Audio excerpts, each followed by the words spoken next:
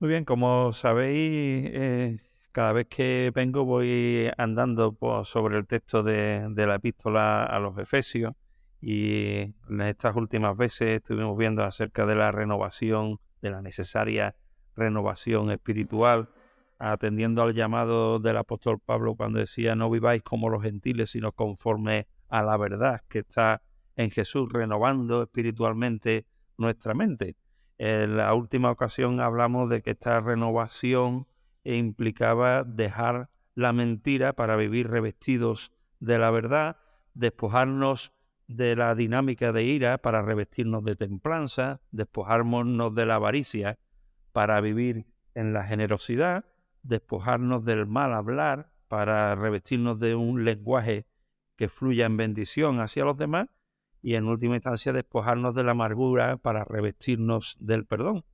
Esto acababa ahí el capítulo 4 para empezar hoy el capítulo 5, cuyos primeros 20 versículos es un llamado del apóstol Pablo a andar en amor, a andar después como hijos de luz y andar como sabios. Y desde esta perspectiva de la necesidad de que esta renovación espiritual se implemente o se manifieste de una manera práctica, andando en primer lugar en amor, es lo que ocupa los 7 primeros versículos. ¿Vale? Si os parece, damos lectura y nos introducimos en el propio texto. Dice el apóstol Pablo: sed pues, y este pues conecta con el texto, con lo anterior, en el contexto que estamos hablando de la renovación espiritual y cómo ha de ser implementada en la práctica, ¿no? Así que para practicar esta renovación espiritual, dice el apóstol: sed pues que imitadores de Dios como hijos amados, y andad en amor, como también Cristo nos amó y se entregó a sí mismo por nosotros, ofrenda y sacrificio a Dios en olor fragante. Pero fornicación y toda inmundicia o avaricia, ni aun se nombre entre vosotros como conviene a santos, ni palabras deshonestas, ni necedades, ni truanerías que no convienen, sino antes bien acciones de gracia. Porque sabéis esto, que ningún fornicario o inmundo o avaro que es idólatra tiene herencia en el reino de Cristo y de Dios. Nadie os engañe con palabras vanas, porque por estas cosas viene la ira de Dios sobre los hijos de desobediencia. No seáis pues partícipes con ellos. Estos versículos quería compartir con vosotros bajo 3 puntos principales. En el versículo 1 encontraríamos cuáles son la razón que esgrime el apóstol Pablo para implementar y hacer llegar este llamado a andar en amor. Primera parte, la razón que esgrime, los argumentos para hacer este llamamiento. En segundo lugar, el versículo 2, el ejemplo a seguir para andar en amor, y los versículos 3 al 7, donde más se explicita y desarrolla la idea en práctica el apóstol Pablo, que tendría que ver con la conducta a evitar para conseguir andar en amor, ¿vale? Así que estos 3 puntos: la razón esgrimida, el ejemplo a seguir y la conducta a evitar. Versículo primero, entonces, la razón esgrimida, y empezamos casi tomando el versículo de atrás hacia adelante. Eh, como hijos amados. Es importante notar esto, nuestra realidad en cuanto a nuestra filiación. ¿Quiénes somos?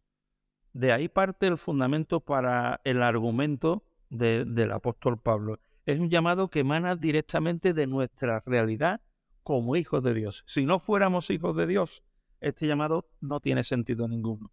Pero emana o es inherente a nuestra propia identidad. Es la consecuencia inmediata, natural, automática del hecho de haber sido incluidos en la familia de Dios. Es una característica identitaria de su pueblo, de su familia. Así que emana directamente de esta cuestión, de tal manera que, como antes se apuntaba, el apóstol Juan es absolutamente estricto en este principio y dice que esto es de tal manera así que el que no ama no ha conocido a Dios. El que no ama no ha conocido a Dios. Es la condición de hijos que se manifiesta por imitación al Padre, en un parecido moral y en cuanto a las acciones de acuerdo al carácter propio de nuestro Padre. Es nuestro rasgo natural identitario. De tal manera que cuando vemos que tenemos deficiencias en cuanto a la realidad de nuestro amor, es para pensar. Yo alguna vez, no sé si lo he compartido con vosotros, ¿no? Pero prefiero plantear en alguna ocasión dudas razonables que certezas ficticias. Eso de, tú hiciste una vez, pasaste adelante en atención a un llamamiento de creer y tal, y has hecho la oración, como si fuese un mecanismo automático, semiautómata, pues si lo has hecho, vete tranquilo. Yo creo que es más prudente, incluso si llega el caso, plantear dudas que nos hagan reflexionar en cuanto a la realidad de nuestra identidad. Y si en nuestro devenir diario, en nuestro modus vivendi, no fluye el amor que vamos a estar viendo, sería cuestión de pensarnos si realmente formamos parte de la familia de Dios que ha de vivir de esta manera. ¿Cuál es nuestro llamamiento una vez que el apóstol Pablo dice, mira, como hijos amados, ¿qué tenéis que hacer? Sed imitadores de Dios. Nos encontramos aquí ante el listón más alto que se nos puede poner en el mundo. Seguir el ejemplo de Dios mismo. Hay algunos que quieren ser como Cristiano Ronaldo, como Messi, etcétera, etcétera. Y lo tienen muy difícil, ¿verdad? Cualquier padre que escucha a un hijo que dice, yo quiero ser futbolista, dice, lo tiene crudo.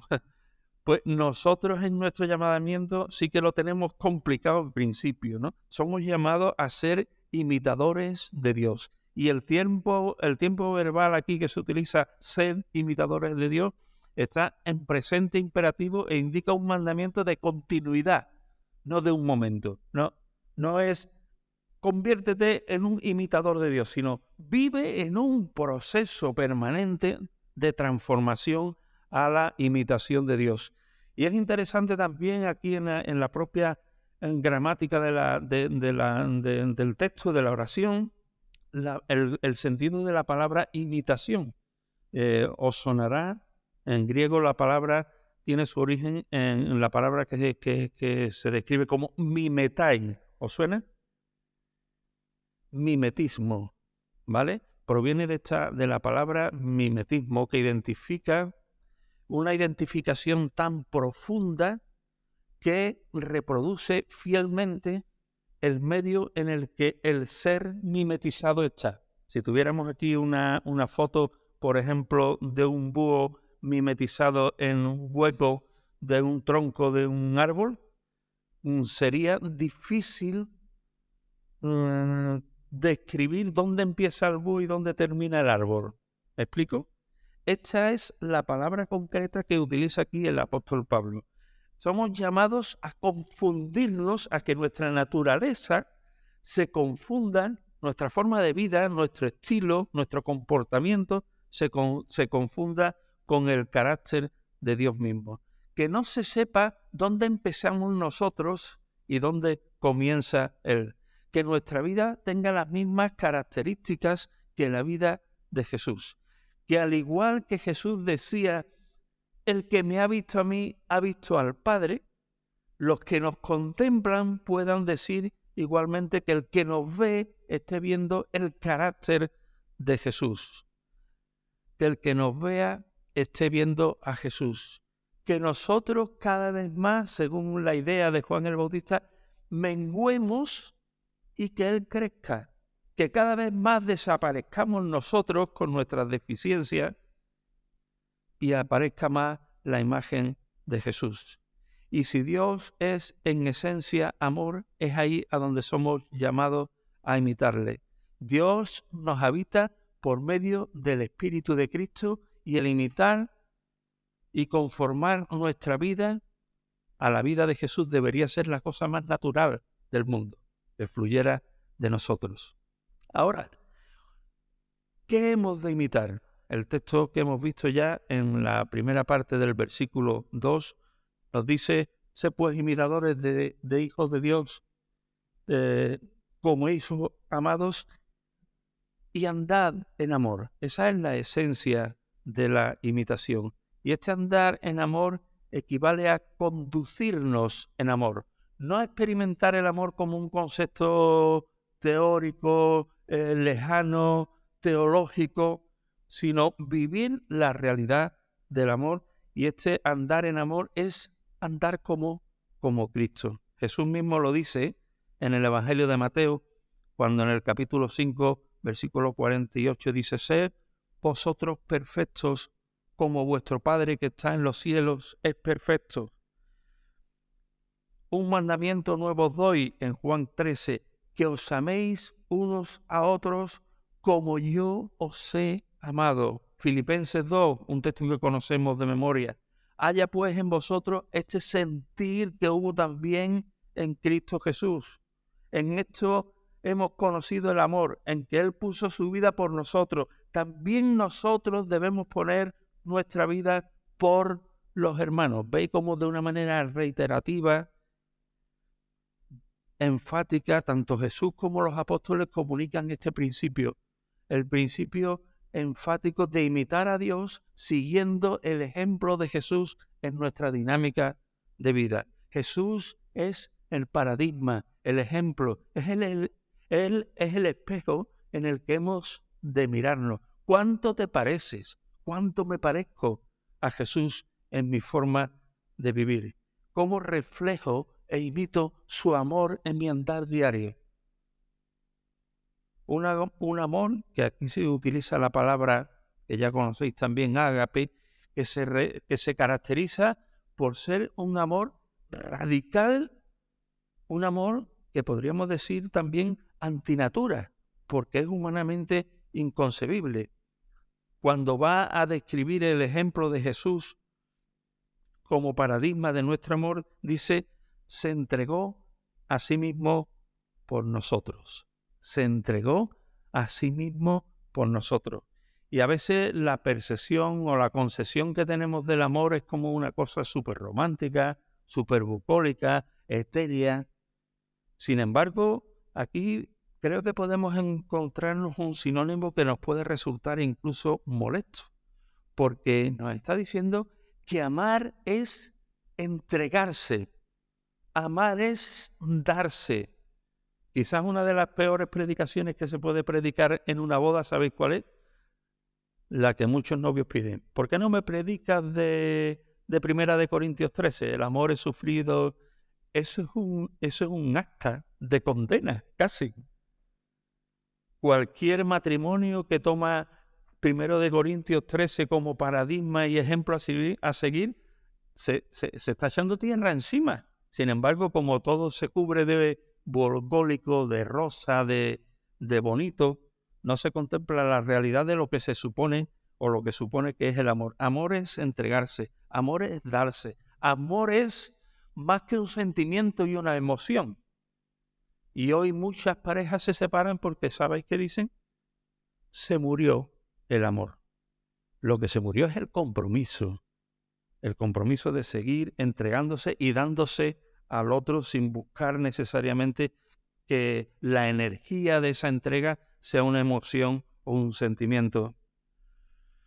La implicación práctica del amor al que somos llamados es un amor de entrega a los demás por encima de lo meramente emocional y sentimental. Es el amor que nace, o mejor dicho, no es el amor que nace del corazón hacia nuestros seres queridos. ¿Me explico?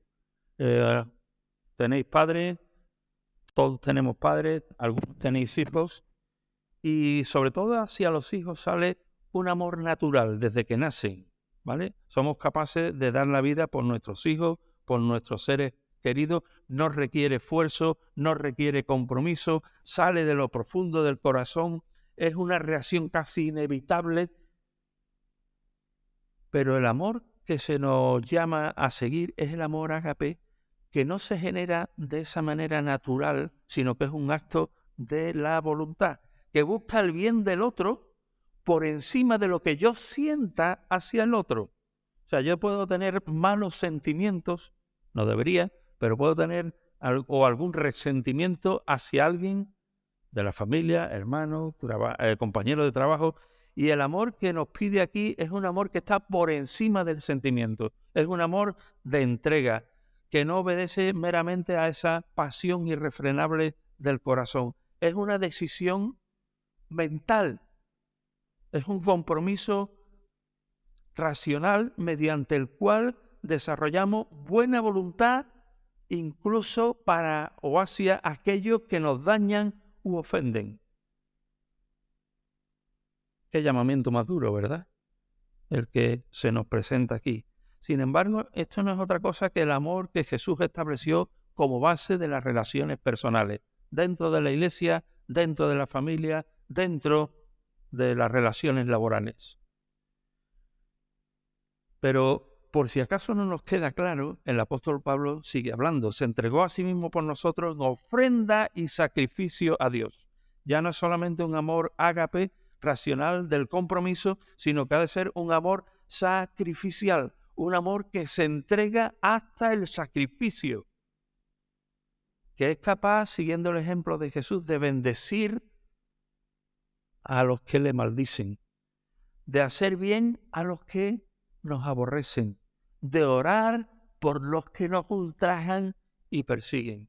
Esa es la intensidad del amor al que somos llamados. Y esto, en última instancia, dice el texto, que es olor fragante, perfume precioso a los ojos de Dios, cuando su pueblo ama de esta manera. Es de gran estima a los ojos de Dios, cuando consigo quitarme el lastre de la percepción de lo que es el amor de la sociedad que nos rodea.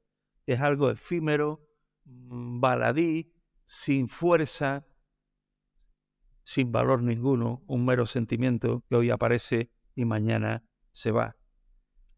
La manifestación del amor de Cristo Jesús entregándose hasta la muerte fue agradable a los ojos de Dios. Igualmente, a sus ojos es agradable cuando nosotros manifestamos esta calidad de amor. Ahora, lo que resulta realmente extraño, al menos a mí me lo ha resultado cuando estaba meditando en este texto, es cómo conecta ahora estos dos primeros versículos con los versículos 3 al 7. La aplicación práctica que el apóstol Pablo hace a los hermanos allí en Éfeso para implementar este principio de ser imitador de Dios amando como Jesús. Y lo va a hacer de una manera interesante porque va a plantear algunas propuestas de lo que significa la perversión del amor. Desde aquí el apóstol Pablo va a aplicar este principio de andar en amor a la casuística concreta que se estaba dando, que se daba allí en la iglesia de Éfeso. Pero os propongo encontrar la conexión yéndonos ahora para atrás al contexto que vivían allí, para entender por qué el apóstol Pablo está hablando de esta dinámica de ser imitadores de Dios, andar en el amor de Cristo y ahora saltar, pero fornicación, inmundicia, avaricia, ni aun se nombre entre vosotros como conviene a santos. Había allí en Éfeso, en la ciudad de Éfeso, un punto, digamos, de encuentro social absolutamente destacado. Era justamente el edificio del templo en Éfeso a la diosa Diana, ¿vale? Quienes tenéis intereses históricos, conoceréis que se denomina o se hablan de las 7 maravillas del mundo antiguo. Pues dentro de ella es identificado el templo a la diosa Diana allí en Éfeso como la más grande de las maravillas del mundo antiguo. Así que estamos hablando de un espacio, un punto de encuentro social de un valor incalculable. El templo tenía de anchura 55 metros y 115 de largo. Estaba sostenido por 117 columnas de 18 metros de altura, una brutalidad arquitectónica, y 2 metros de diámetro cada una. Las bases de las columnas tenían la altura de una persona. O sea, si pudiéramos haber visitado aquel, las bases de sustento de las columnas En la columna te quedaría por aquí el inicio, porque lo demás era la base de sustentación de cada una de las 117 columnas. Al final del edificio se abría un espacio amplio, descubierto, abierto al cielo, que era donde estaba el altar de la diosa Diana. Detrás del altar, el altar, por ejemplo, de bronce del templo o del tabernáculo, eran unos 2 metros cuadrados. Estamos hablando aquí de un altar de 38 metros cuadrados, y después la imponente imagen de la diosa Diana. Si buscáis en internet las imágenes de la diosa Diana de los Efesios, no te llama mucho la atención. Supongo que para ellos sí que lo sería, ¿no? Pero allí se sería imponente la imagen de la diosa Diana, que anteriormente el templo era dedicado a la diosa griega Artemisa, que era la diosa de la casa, pero para los romanos Diana era la diosa de la fertilidad. ¿Por qué decimos esto? Bueno, hay un contexto muy interesante en Hechos 19, cuando el apóstol Pablo está predicando en la ciudad de Éfeso, que empiezan a convertirse gente, y algunos de los orfebres que edificaban los diosesillos de Diana para venderlos estaban ya viendo un horizonte asiago. Pensaban, si crece el cristianismo aquí con las enseñanzas de este enseñador Pablo, el negocio se nos viene abajo. Aquí hay que hacer algo. Y se les ocurre pues plantear un movimiento social en contra del apóstol Pablo. Y fijaos el argumento de Demetrio, uno de los plateros más conocidos de la zona. Dice, mira, no solamente hay peligro con las enseñanzas de este palabrero, ¿no?, de que nuestro negocio de hacer diosesillos venga a acreditarse, sino que también que el templo de la gran diosa Diana sea estimado en nada y comience a ser destruida la majestad de aquella a quien venera toda Asia y todo el mundo.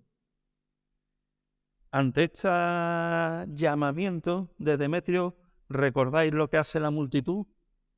La multitud, enfervecida por este llamamiento, dice que durante 2 horas se dedicó a decir: ¡Grande Diana de los Efesios! ¡Grande Diana de los Efesios! 2 horas, una multitud enaltecida, gritando ¡Grande Diana de los Efesios!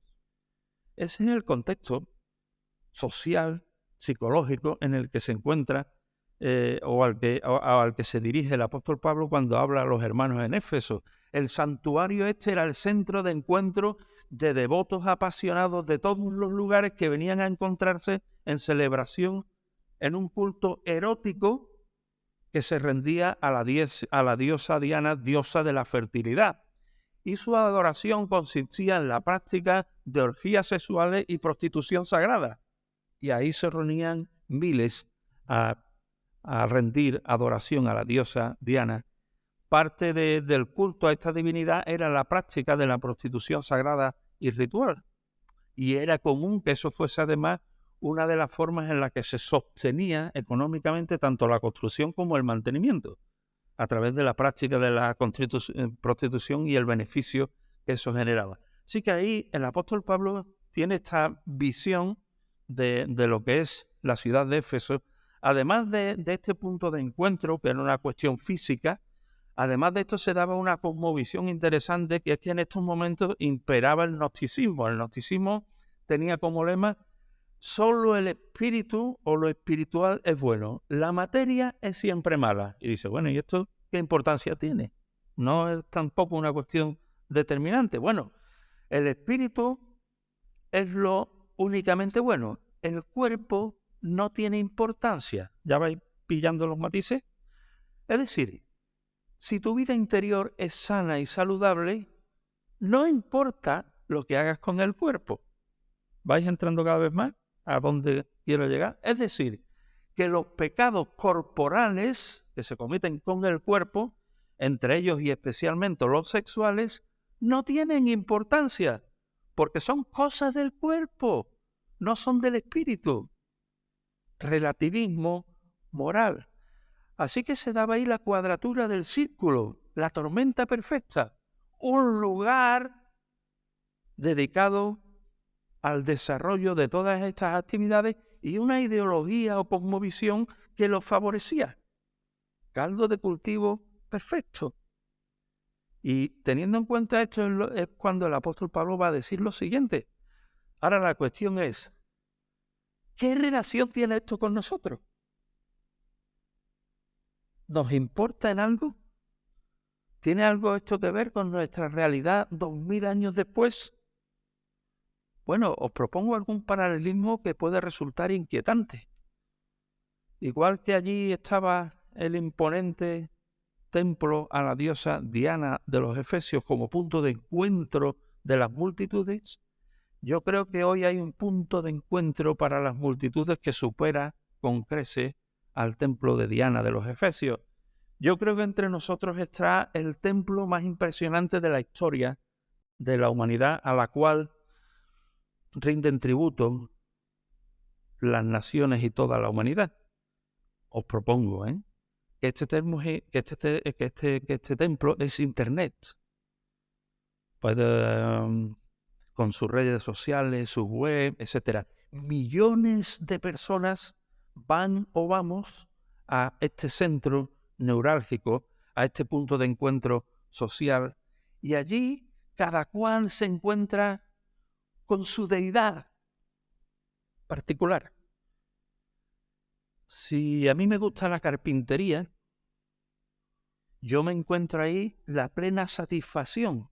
Puedo preguntar lo que sea. Puedo mirar los vídeos para construir un atril, una mesa, una silla. Puedo pasarme horas y horas rendido ante la carpintería. ¿Me seguís, hermano? Allí vamos a encontrar satisfacción a toda nuestra demanda. Allí nos encontramos con la satisfacción a las deidades muy particulares e íntimas a las que rendimos culto. Y además hay un rasgo común en todo esto, es el hedonismo. El hedonismo es la satisfacción personal como fin supremo o fundamento de la vida. Y ahí es la base sobre la cual trabajan los algoritmos de Internet. Eso habréis escuchado mucho, ¿no? Cada vez que entramos, a lo mejor estoy hablando y ya lo sabéis todo, ¿no? Pero creo que es interesante notar, ¿no? Cada vez que entramos en Internet y realizamos una búsqueda, hay un sistema, entre comillas, de vigilancia interior que se dedica a perfilar nuestro perfil personal de buscador. Y si a mí me gusta la carpintería, siguiendo con el ejemplo, cada vez que yo entre me va a dar más carpintería, más carpintería, más carpintería. ¿Para satisfacer qué? Para satisfacer mi bienestar personal. Si por algún motivo entra como reparar radiadores de coche, me entra un vídeo y yo veo estos radiadores de coche y en una fracción de segundo lo quito, ¡pac! El algoritmo de Internet detecta que no me interesan los radiadores de coche, que no es bueno que me dé radiadores de coche, porque no me satisface. Vamos a darle carpintería. ¿Me explico? Satisfacción a lo que queremos.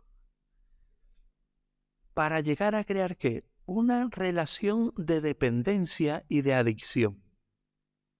De adoración. ¿Vale? De adoración.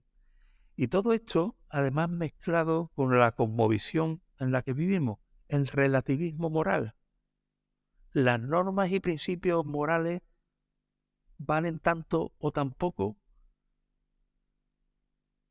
que no valen nada porque no hay una verdad y una base objetiva para definir lo que es verdad, lo que es bueno y lo que es malo. La verdad absoluta, la verdad no existe, no hay bien, no hay mal, todo depende.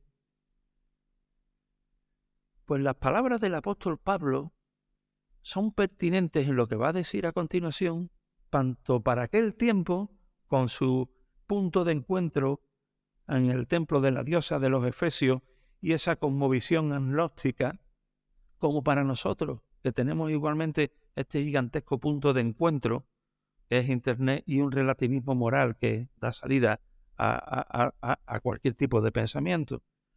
Y aquí el apóstol Pablo, a partir del versículo 3, va a identificar algunas acciones específicas y concretas que son contrarias al amor que debe fluir como resultado de la imitación de Cristo. Y nos va a plantear lo que podríamos decir perversiones del amor que antes ha mencionado. Y es por eso que después de hablar de esta manera en los dos primeros versículos, en el versículo 3 empieza a decir, pero fornicación, inmundicia, avaricia, ni aun se nombre entre vosotros. Y esta palabra fornicación, ¿qué es? Pues la que se utiliza aquí es un término muy amplio que se refiere a relaciones sexuales ilícitas. Diríamos, qué cambio de tema, ¿verdad? ¿A qué viene esto ahora? Si está hablando de cosas tan bonitas como ser imitadores de Dios, como hijos amados, si está hablando de de andar en amor como también Cristo nos amó y se entregó, ¿a qué viene decir ahora que si queremos vivir en amor de esta forma, hemos de evitar la fornicación? Cualquier práctica sexual que atenta contra el ideal divino de la práctica sexual dentro del matrimonio entre un hombre y una mujer. Esto es muy amplio, pero podríamos decir que se está refiriendo a las relaciones sexuales antes del matrimonio, son una ofensa al amor de Dios. Se está refiriendo a las relaciones sexuales fuera del matrimonio, al adulterio. Se está refiriendo a la visión y al consumo de pornografía, de la prostitución, de la práctica de las relaciones homosexuales. Hago un paréntesis, no estoy hablando de la atracción al mismo sexo, sino de la práctica sexual con el mismo sexo, de la pedofilia, la zoofilia, etcétera, etcétera, etcétera. A esto se está refiriendo el apóstol Pablo como algo que no conviene a santo, que no se nombre entre nosotros, que no se viva entre nosotros, porque es una perversión del concepto de amor que antes ha mencionado. Y no solamente lo deja en esta palabra, fornicación, sino que ahora dice, y toda inmundicia, se refiere a toda clase de impureza, está refiriéndose aquí a pensamientos sucios, deseos ilegítimos, conversaciones obscenas. Es decir, que ha puesto el listón más alto, porque la fornicación es la práctica de determinado tipo de acciones, pero aquí está hablando ya no solamente de la implicación de la comisión física del pecado sexual, sino de la falta de moral sobre el mismo asunto. O sea, no es que yo no practique el adulterio, sino que ni siquiera mis pensamientos sean afectados por esos contenidos. Es más duro todavía. Y dice a continuación, o avaricia, y está en el mismo contexto, ¿eh? Avaricia, el afán personal por obtener satisfacción sexual fuera del canal de Dios que es el matrimonio. El deseo apasionado y descontrolado de apetito sexual. El deseo, no la práctica. O sea, pensamiento, deseo, práctica. Este deseo, esta avaricia, que a veces lleva a utilizar el cuerpo de otras personas de forma presencial y online para la propia satisfacción egoísta. Yo creo que aquí en este concepto de avaricia podríamos vincular o asociar de una manera mucho más explícita la adicción a la pornografía. Así que, cuestiones interesantes. Pero además dice en el versículo 4, ni palabras deshonestas. Literalmente podría ser conversaciones indecentes. Conversaciones indecentes. Es decir, no solo evitar la práctica de estas conductas, el pensamiento, la avaricia de estas cuestiones, sino contrarias a la voluntad de Dios, sino el hablar de ellas de forma deshonrosa. Podemos hacer un taller, de hecho la semana que viene allí en la iglesia tenemos un taller para jóvenes acerca de la pornografía. Tenemos que hablar de estas cosas. La cuestión es hacerlo de forma deshonrosa, ¿vale? De forma indecente. Sigue diciendo en el versículo 4, ni necedades interesantes, conversaciones propias de los que no están cuerdos, es la idea aquí. Conversaciones de locos, de tontos o de borrachos, ni aun se nombren entre nosotros. no solo hablar necedades, sino que además nos dice apartarnos de los que de la compañía de necios que andan en estos contenidos. Y en última instancia dice truhanerías que no convienen. Truhanería es palabras de mal gusto,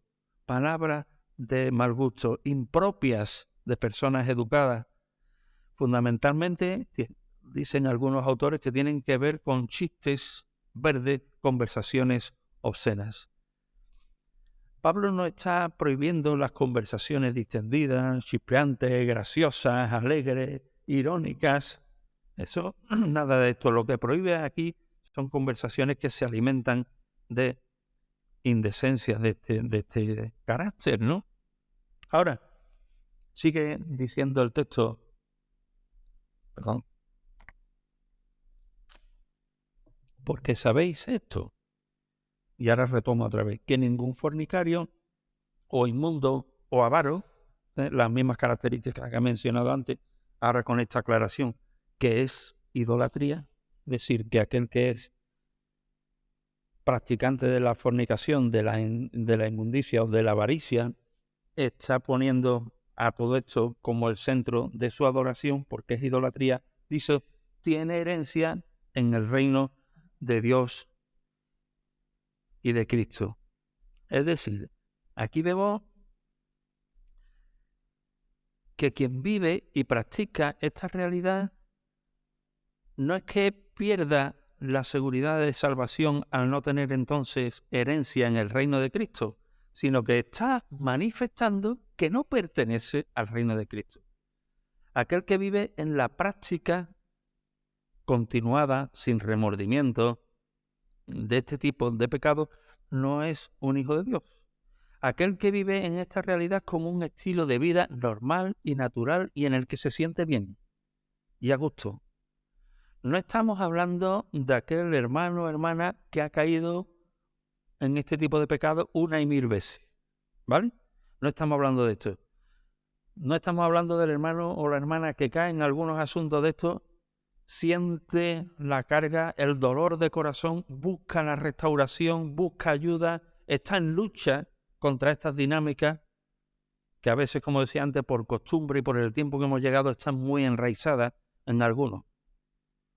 No estamos hablando de esto, estamos hablando de aquel que vive en la práctica permanente, se regodea en este tipo de dinámica, vive ahí a gusto y no siente la más mínima carga de conciencia. Ese probablemente no tiene herencia en el reino de Dios, no porque haya perdido la salvación, sino porque nunca la ha tenido. Y como consecuencia, nos dice el texto, la ira de Dios viene sobre ellos como los hijos de desobediencia, que es lo que son en este sentido. Se indica aquí de esta manera el justo castigo que Dios trae o permite por causa del pecado. Las consecuencias naturales de la desobediencia y la rebeldía al plan de Dios.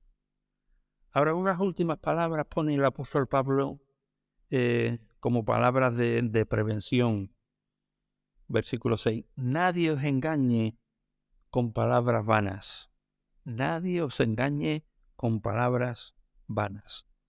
El mundo antiguo que hemos mencionado y recordado antes miraba la inmoralidad con tal ligereza que no la consideraba pecado. Es la praxis normal aquí en Éfeso. Todo el mundo lo hace. Y sin embargo, Pablo insta allí a los hermanos y a nosotros hoy a no dejarnos engañar con las palabras vacías que hacen despojar al pecado de su horror. En la actualidad, alrededor de nosotros podríamos decir que todas las fuerzas se alinean para llevarnos al engaño del relativismo. ¿Cómo decimos esto? Una cosmovisión postcristiana que nos ha permeado ya y que nos dice, no hay verdad absoluta. La única verdad es la tolerancia a todo. Todos los medios a nuestro alrededor, televisión, internet, radio, podcast, todos los medios están ideologizados y de forma sutil, directa o indirecta, series de televisión, Netflix, películas, anuncios, todo comunica un mensaje de permisividad, ajeno a la voluntad de Dios. Y nos dice el apóstol Pablo que nadie nos engañe con estas cuestiones, con estas palabras. El creyente no debe dejarse engañar con la trampa de creer que todo este tipo de cosas no tienen importancia, que la pureza sexual es algo anticuado, que los deseos sexuales son naturales y la satisfacción de los mismos ya no es una cuestión que tenga que ver con cuestiones de moral. Esto es solo algo puramente biológico. Debemos de tener una mirada crítica, cultivada a los pies de la palabra de Dios y que sean las Escrituras las que nos sirvan como filtro para evidenciar cuando se está introduciendo la mentira en nuestros pensamientos o en nuestros corazones. Estas conductas que se vuelven a reiterar, a mencionar en el versículo 5, fornicación, inmundicia, avaricia, nos dice, son idolatría. Así que la prevención es, nadie nos engañe con estas cosas vanas. Estas conductas que son realmente, son idolatría, porque ponen los placeres sensuales e intereses personales en primer lugar. Y toda forma de pecado se resume en su origen en una sola palabra, idolatría. El idólatra, el avaro, busca su bien en cosas materiales. Y entre otras cosas materiales, en su satisfacción o en la satisfacción inadecuada del ámbito sexual. Y esto implica el desplazamiento de Dios y de su voluntad en nuestra vida, reemplazándolo por la voluntad cero de dar satisfacción o de darnos satisfacción a nosotros mismos. Y termina el apóstol diciendo, nadie nos engañe con estas palabras, estas prácticas son idolatría, dice el versículo 4, sino antes bien acciones de gracias. Acciones de gracias. Ahora, creo que haríamos bien en no sacar ahora estas acciones de gracias del contexto en el que nos hayamos metido. Los creyentes debemos evitar el mal uso de la sexualidad y la vulgaridad de contenidos deshonestos en nuestras mentes y en nuestras palabras y sustituirlo por adoración, acción de gracias. No podemos tener una visión distorsionada y sucia de la sexualidad y del sexo. No debemos tener vergüenza ni miedo, porque ambas cosas son un invento de Dios. Hemos de tener una visión elevada y santa de todos estos asuntos por considerarlo o al considerarlo uno de los buenos dones que Dios nos ha dado y que es bueno cuando ocupa su lugar. Así que la sexualidad es un asunto por lo cual elevar acciones de gracias a Dios. A veces intentando extrapolarnos al punto contrario en el que la sociedad se encuentra, que está hipersexualizada, nosotros nos vamos al otro punto de encuentro que no queremos ni mencionar nada al respecto. Sin embargo, el apóstol Pablo nos está diciendo o nos está invitando a otorgar acciones de gracias a Dios por la sexualidad bien entendida conforme a su voluntad y conforme a su diseño. Así que, resumiendo, hemos visto cómo el amor de Cristo es el ejemplo a seguir según el versículo 2. En la cruz de Cristo vemos el tipo de amor al que somos llamados a ser o a imitar, o en el que somos llamados a imitar a Dios mismo. Y entre sus manifestaciones aquí el apóstol Pablo, escribiendo a los hermanos en Éfeso, lo aplica a la pureza sexual según el plan de Dios. Ahora, hemos visto este amor de Cristo como ejemplo a seguir, pero propongo, hermanos, que el amor de Cristo es también la energía o el impulso que puede conducirnos al éxito en este sentido. Creo que en alguna ocasión he podido compartir con vosotros un texto que para mí es muy significativo, en el sentido que es en la cruz de Cristo que recibimos la energía para poder vivir en su amor.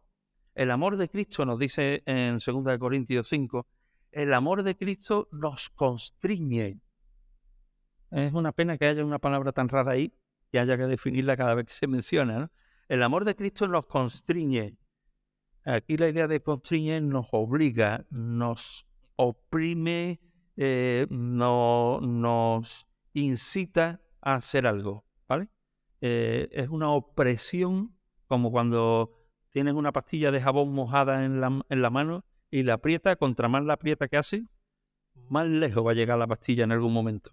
En algún momento se va a escapar y va a salir volando. Es la idea aquí. El amor de Cristo toma posesión de nosotros, nos aprieta, nos constriñe, nos aprieta hasta que nos impulsa. Es la idea visual, ¿vale? El amor de Cristo nos constriñe pensando. ¿Pero cómo nos constriñe? Pensando esto, que uno murió por todos, luego todos murieron. ¿Y por todos murió para qué?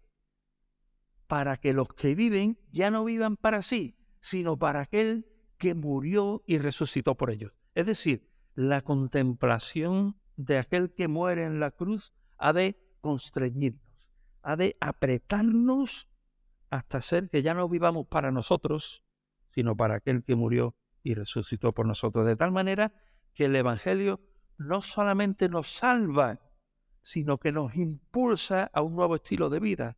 El amor de Cristo manifestado en su sacrificio ha de ser el impulso que nos haga a ser imitadores de Dios como hizo, hijos amados.